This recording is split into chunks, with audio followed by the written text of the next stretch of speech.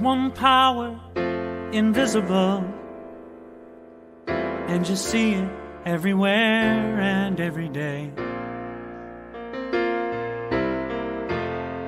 One power, indescribable, and you speak of it with every word you say.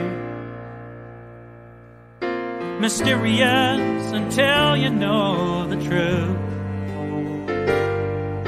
As simple as the love inside of you.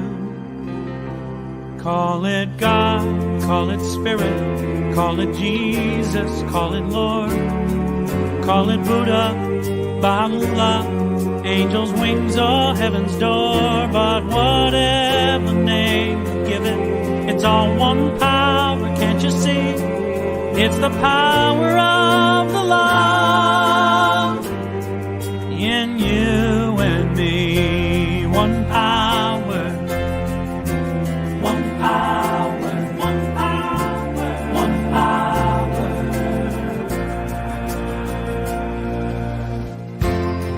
We speak so many languages, different clothing, different colors, different names. The different is only dangerous when we forget that in the heart we're all the same. And we'll remember once we close our eyes to see that such distances were never meant to be. Call it God, call it Spirit, call it Jesus, call it Lord, call it Buddha, Baha'u'llah, Hashem or heaven's door. It's Muhammad, it's your mind, it's your soul, or it's your sign. It's the universe, it's music, Mother Earth or Father Time. But whatever name you give it, it's all one power, can't you see?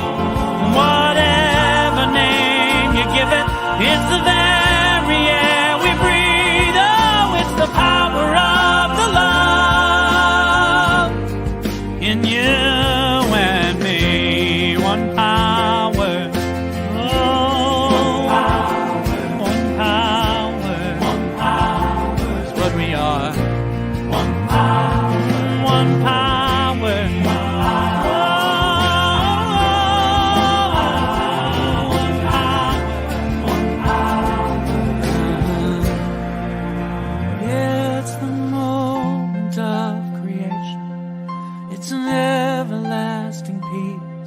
It's the freedom of forgiveness. It's the sweetness of release. It's the joy of inspiration. It's the sunshine on your face. It's the birthright of all nations. It's the boundlessness of space. It's the beauty of a baby, the serenity of sleep. It's the anger we abandon.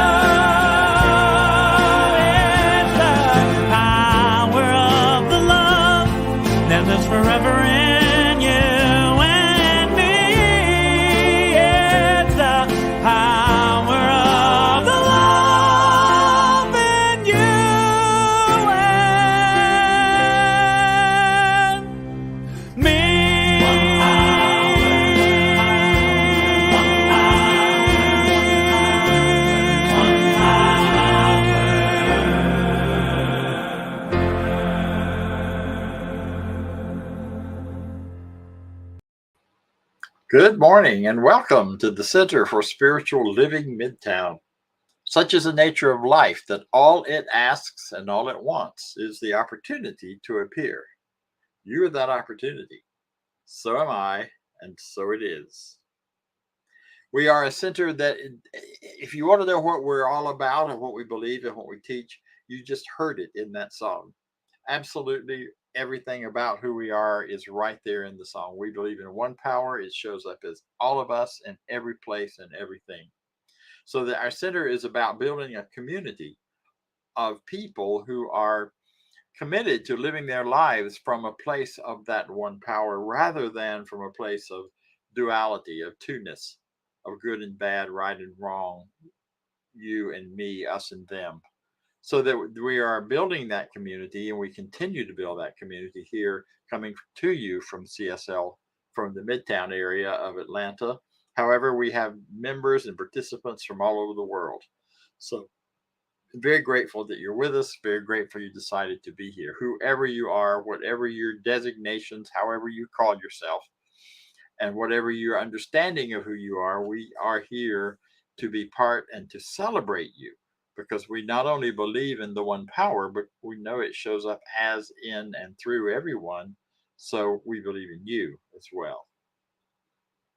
Today we have a couple of very special guests. One will be our speaker today, Reverend Dr. John Karn. He is a double doctor from the Emerson Institute, where he has earned those degrees. He is also a reverend from that organization. He is a founding member of CSL Midtown. He was here before I was, and he is well loved, well appreciated. He's a wonderful speaker. He's a great teacher. So I'm looking forward to hearing what he will share with us today. Also, at this time, we're going to hear a little more about what we believe. And what we believe is all sort of summed up in our Declaration of Principles. And here is an excerpt of that.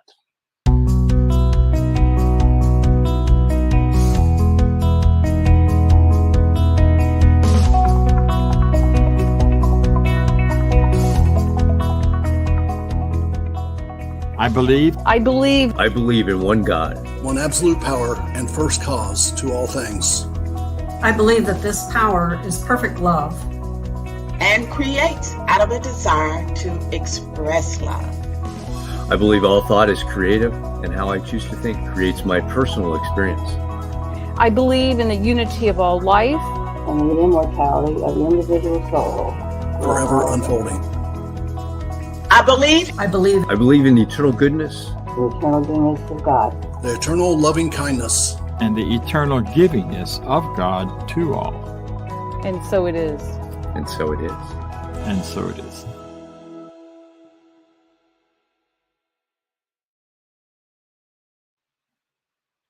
So I think we have a couple of guests. Our next guest is not a guest at all. She is one of our practitioners. She is a member here at the center. And she is one of those folks whose consciousness forms a major foundational piece of who we are and what we're about. She sees us, she knows us, she holds us in her clarity and by seeing and knowing and recognizing us, it gives us more connection and power and collection. A practitioner is someone who is trained in this teaching, who has been licensed by the Centers for Spiritual Living, and is recognized as having the gift of healing and change for herself, as well as for others. So I'm very pleased to introduce and to welcome Norma Roberts. Thank you. Thank you, Reverend Bob. Really thank everyone for joining us this morning. We are going to have a wonderful, wonderful service today, and I just want to thank you for being here. But I want to tell you, never before has uncertainty been greater than it is today. But as uncertain as things are of this, I am certain. God Almighty is still on his throne, and his word can be trusted. And I am certain that it is done unto you as you believe. Jonathan Robinson, editor of The Experience of God, says, how can any of us really know what is true about God? We can, however, reflect on the beliefs we have about God and whether or not they have helped us develop a better relationship with the higher power. In an article from the book, Marilyn Atterbury explained her beliefs about God.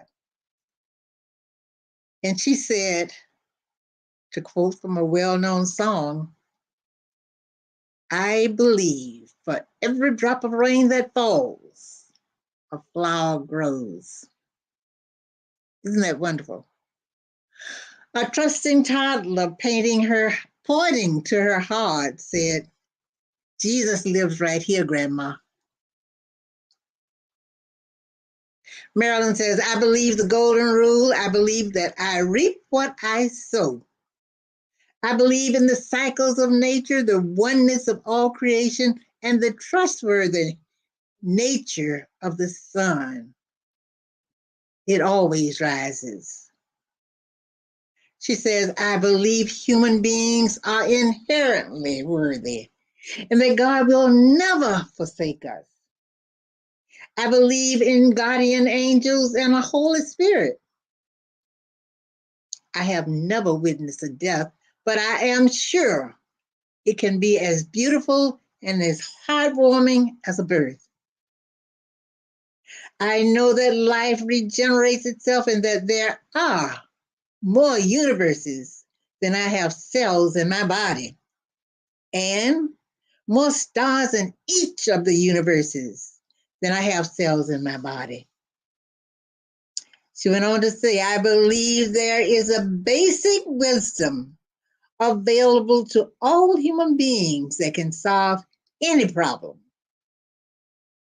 I don't believe that this wisdom belongs to any culture or religion, but I believe it is God's source and totally reliable and available when one knows it is there. She says, I believe that peace is here now. But in these uncertain times, what are some of your beliefs about God? Think of these beliefs and see how they serve you.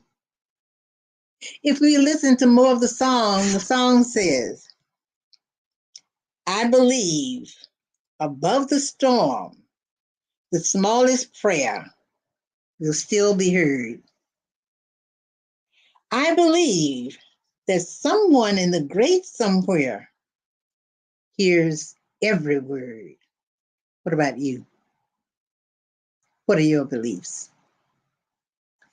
And now we'll transition to our morning prayer treatment. So I just invite you to be still, take a deep breath, and join me in knowing the truth. I know and I know that I know that God is all there is. It is the very essence of everything seen and unseen. It created me out of itself to express that it is. I now have a clear knowledge of who I am and what my purpose on this planet is. My sole purpose is to express God, to grow, expand, and create as divine consciousness in action. My mind is now free and clear from anything that would seem to contradict ultimate truth. Because my nature is one with divine nature, I am free from any confusion or doubt. Any and all ideas of any nature that tend to obstruct my good, my perfect demonstration, is right now uprooted, totally eliminated, and permanently eradicated from consciousness, and removed to the nothingness from which it came. I now experience new and greater expressions of perfect health, greater expressions of abundant wealth, creative self-expression, and joyous personal relationships. I give thanks for a greater degree of clarity in all of my thinking. And I accept an even greater capacity to see and know truth directly and instantaneously. All that I perceive is God in action. And I now release this word into the law of mind that cannot return to me void. I relax, I let go, let God, and together we say, and so it is. Thank you again.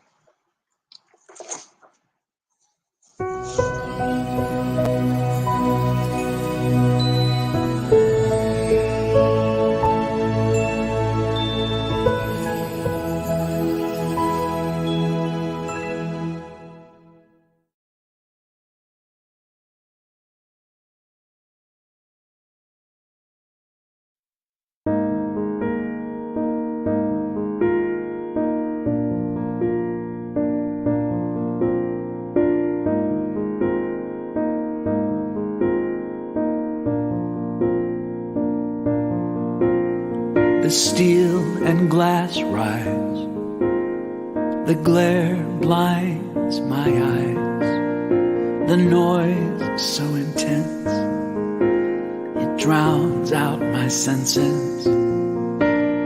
The streets are steaming, a million strangers are streaming in and out of revolving doors. I can't help but wonder what for. Who belongs? Who belongs? Who belongs here? Who belongs here? Who belongs? Who belongs? Who belongs here? Who belongs here? I'm home. Where the wind is the breath of the land, where the creatures and trees triumphantly stand against the push and the pull of the seasons command. That's where I'm home. I'm home. Where the mountains decisively rise from the fields of grain in the endless horizon. Where the hawks and the eagles circle the skies. That's where I'm home. The TV is blaring, the newspaper's scary. The fears come so fast, the peace never lasts. Who belongs? Who belongs? Who belongs here? Who belongs here? Who belongs? Who belongs? Do I belong here? Where the canyons reflect the light glowing yellow and red, borrowed some from the sky for the silence enveloped the star-soaked night. That's where I'm home. I'm home. Where the forest is misty and dark, where the ground's hissing like an invisible heart, and the rain runs through rivers where centuries part. That's where I'm home. I'm home. Where the water withholds its power, then it goes to the sky as a rumbling tower, just to fall to the ground, feeding soil and flower. That's where I'm home. I'm home. Where the whales are migrating south, and they hum and they chant in mysterious rounds as they dance in the waves like a twist and shout. That's where I'm home. I will go where I belong. I will go where I belong.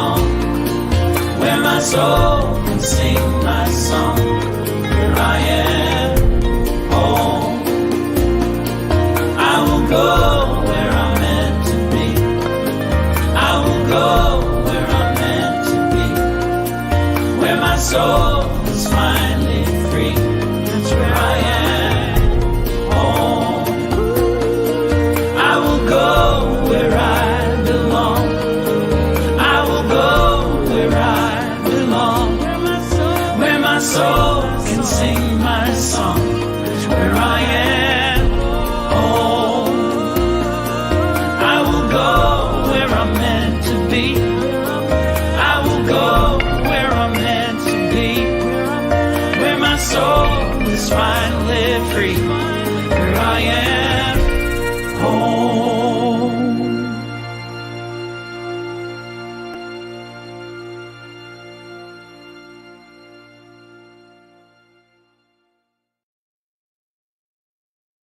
Today we're talking about going home, and that's one of my favorite concepts, actually.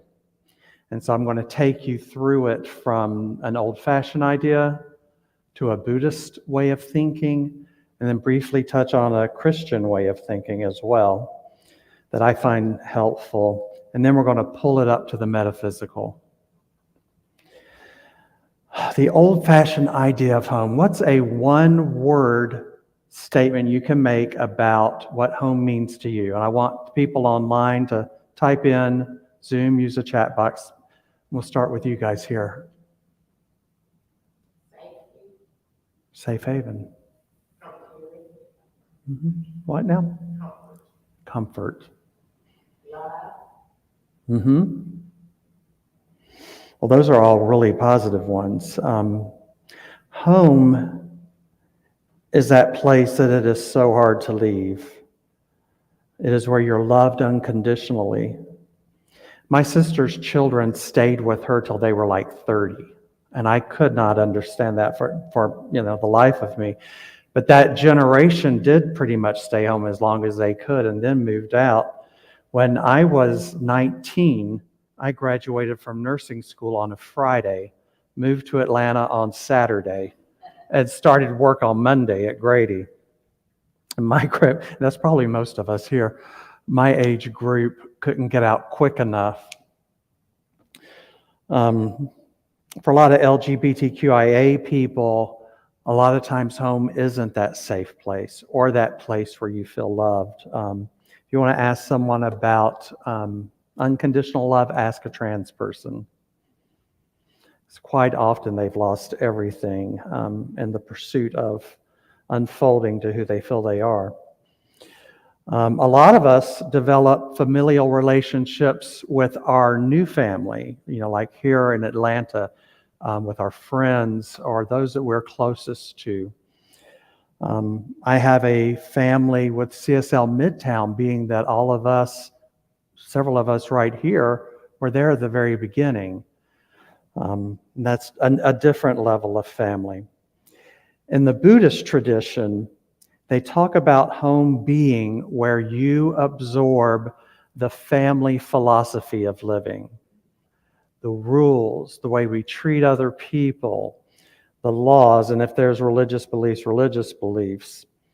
The kids know this is how we think and what we believe, and in order, any small child, in order to get their parents' approval, they're going to want to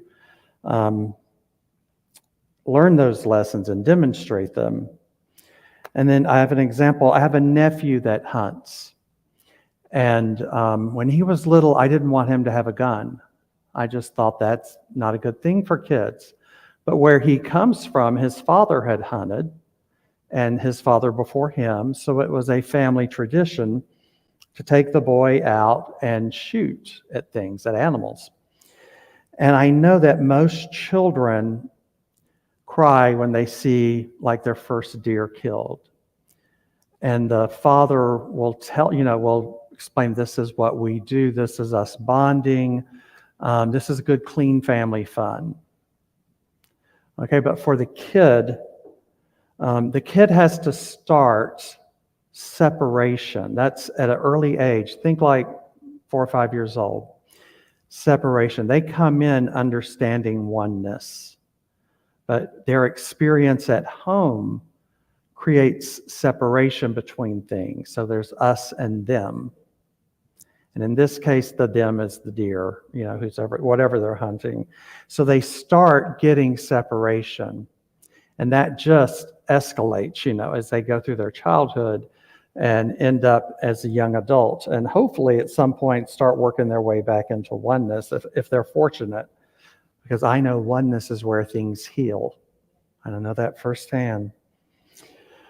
And you can't say to the parent that's going to take the child hunting about not doing that, because then it becomes like blasphemy. You're talking about my dad when you say that, the grandfather. This is their tradition. This is where they bond. And you just can't, it's an argument not worth having. And the same thing goes when you talk about eating more healthy at your Sunday dinners with your family. Say you go on a special diet. We are vegan. We could be vegetarian. I was vegetarian before I was vegan. And family values are passed down at that table. So if you come in saying you're not going to eat what they're having, I'll just hang out here and then go eat later, that is like blasphemy. You are attacking the mother, the grandmother, whoever served Sunday meals all those years. They take it as your attack on them. Because we take food is such a nurturing concept. We take that in, and you're pushing something when you go in there and you try to alter the family dynamics. Okay, and in the Buddhist concept, leaving home means questioning the rules and the ideas of the family, the philosophy. When you question all of that, you leave. Like the Buddha left when he questioned his family's philosophy. His parents had kept him, sort of sequestered from the world. And when he got out, he saw quite a different world from the world he grew up in. And so that's leaving home, when you're letting go of those ideas and you're going out into the world and then getting all the new ideas and then coming back home with those new ideas, new ways of living, new thought systems even. One of my favorite, this one makes me laugh every time, it's about Jesus. It's a Christian concept. Even Jesus couldn't go home. Because when you take your new ideas home and you share them with your family, the first thing they're going to do is just slam you and put you down. And they're going to reiterate their ideas at home, because that's what their job is at a higher spiritual level. They're supposed to say, but no, it's this way. And you'll get it if you just do it this way, or you're wrong, it's this way. I get a lot of that with my family. You're wrong. This is how it should be. And what it is they never left home. They never left the thought systems that they developed. And they all stayed also in one area. Whereas, those of us that leave home, we go out, we travel, we show up in different cities all over the place. But Jesus went home. And in Mark, the book of Mark, chapter 6, verses 1 through 13, and I'm going to not read all 13, I'm just going to hit the highlights. Jesus came to that place in his hometown, and his disciples followed him. On the Sabbath, he went to teach at the synagogue, and many who heard him say, "Where did he come from? Isn't this Joseph's son, the carpenter? What deeds of power are being done at his hand?" And they took offense at him. And Jesus said, or was said to have said, "Prophets are not without honor, except in their hometowns and among their own kin and in their own house." And he was amazed at their unbelief.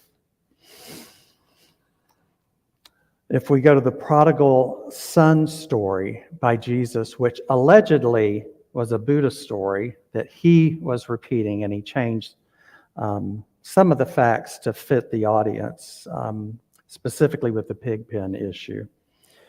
So I'm not going to go over that story because I think everyone here knows it, but we're going to talk about what was not said in that story. Okay?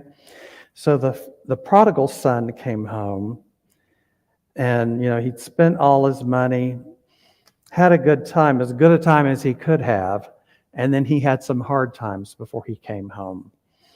And he, said, I will sleep in the pig pen, I'll feed the pigs, just let me come home. And the father, you don't hear him saying any reproach to the son, any condemnation for what he did. The father instead says, he doesn't say you're a horrible son and you can live in the pig pen. He doesn't call him a sinner or tell him he's not worthy. Instead, the father talked about something completely different. He said, bring the best robe and the ring and kill the fatted ox for a feast. So he turned away from the ego thoughts that the other son was having. That boy doesn't deserve anything. He left us here. I've been doing all the work. That's the ego thoughts, the world of effect is what we call it in our teaching. It's not first cause. First cause is from God. Do you understand when I'm talking first cause and second cause? Okay.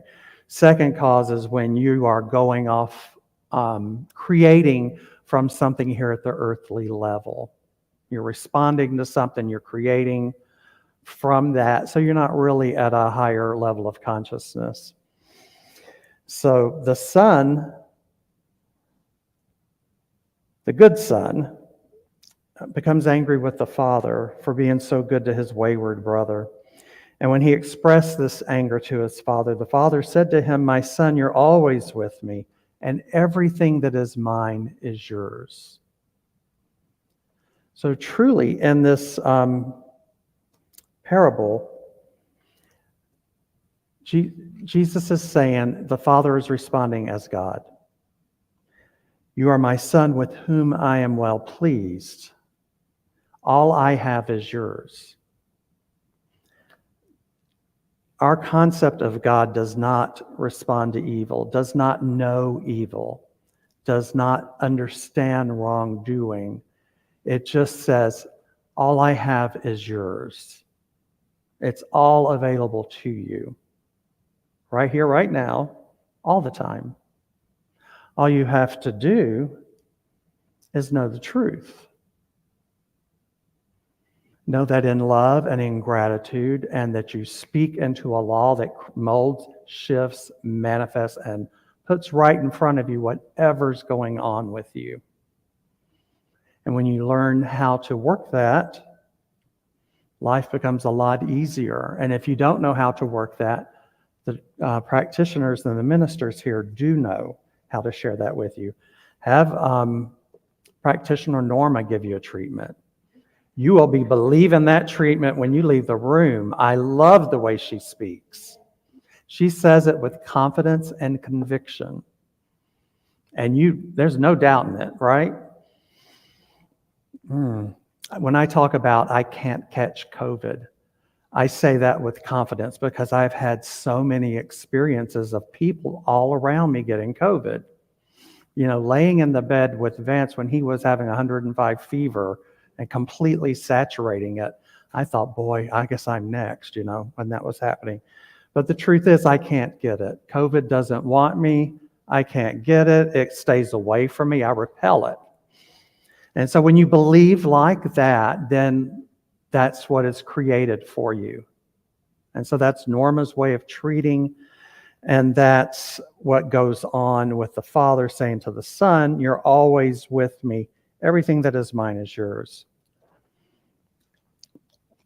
What's also important about that is the son that stayed home missed the mark, just as much as the son that left, because he was condemning and in a place of judgment, and not necessarily enjoying the work with his father. My sister even said to me this past week, you're the prodigal son. And what she meant by that was that my parents would be very happy to see me if I come home, even though I haven't been there a lot, but she stays there and she does all the doctor's office visits and all that. But, I had to leave to be in a belief system that matched my belief system. And that's what we all have to do.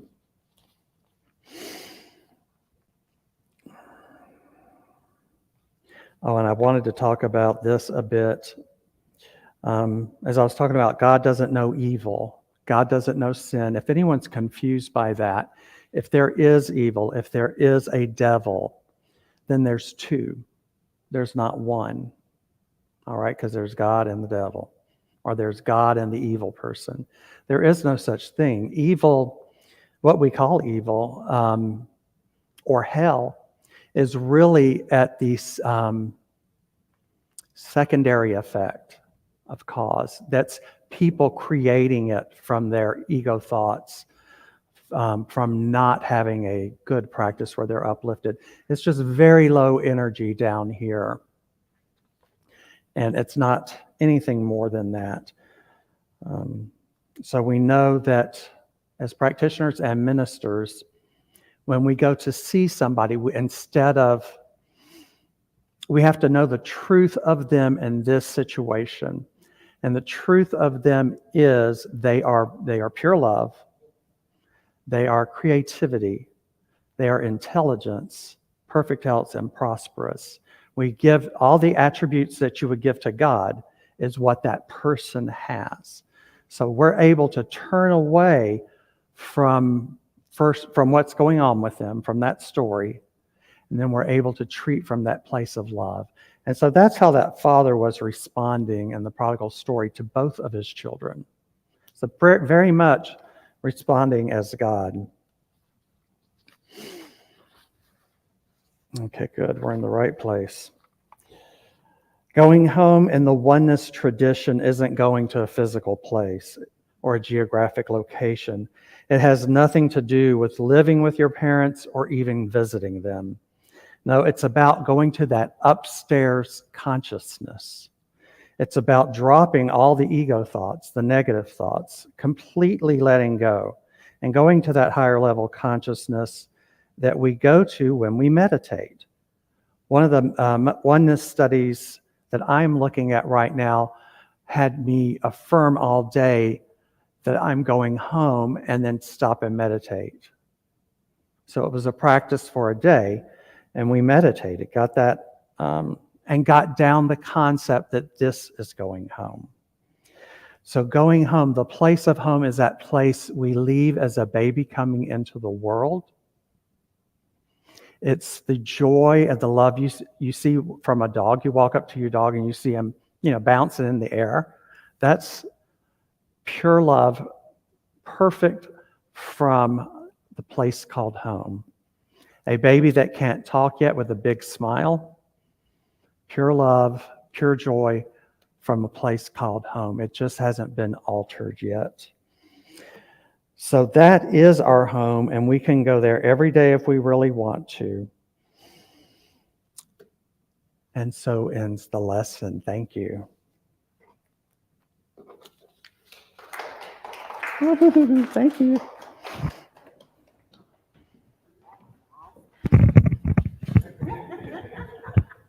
Somebody finished early. All right. So now it's our time for gratitude, forgiveness, for being grateful for all that we have. And in that, grateful for John speaking this morning. That was a wonderful talk. And so if you will, with me, there's going to be up on the board the place to donate. You can donate online at www.cslmidtown.org/donate. Click on the QR code. It'll take you right to the site to donate. And if you would, read with me our affirmation for prosperity. I live in a universe of abundance.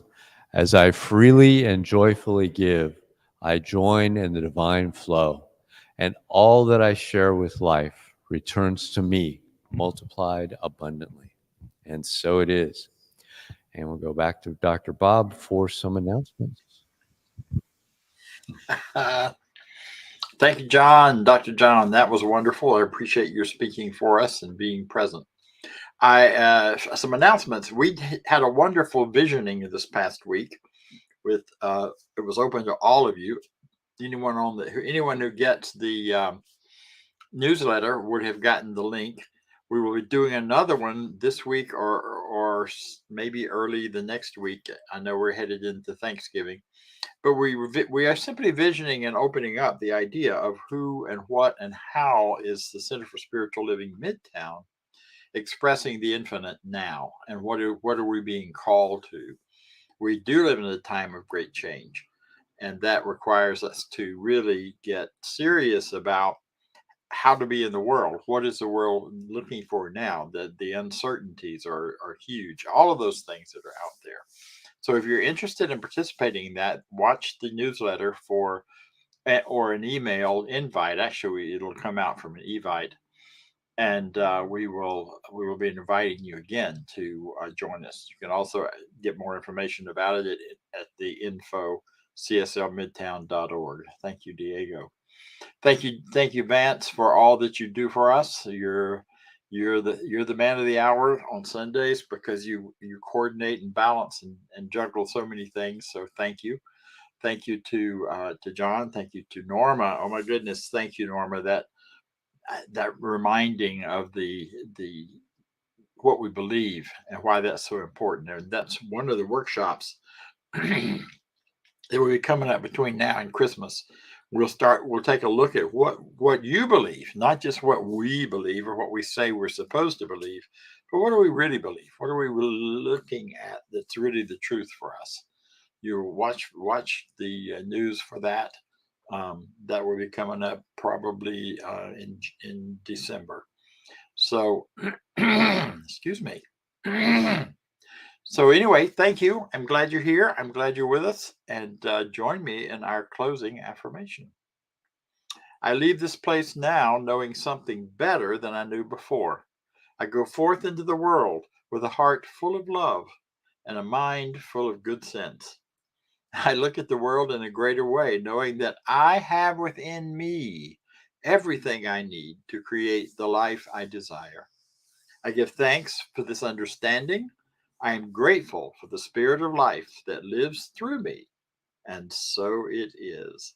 I will see you all next week in person, and those that can show up, those not, we'll see you online. Thank you.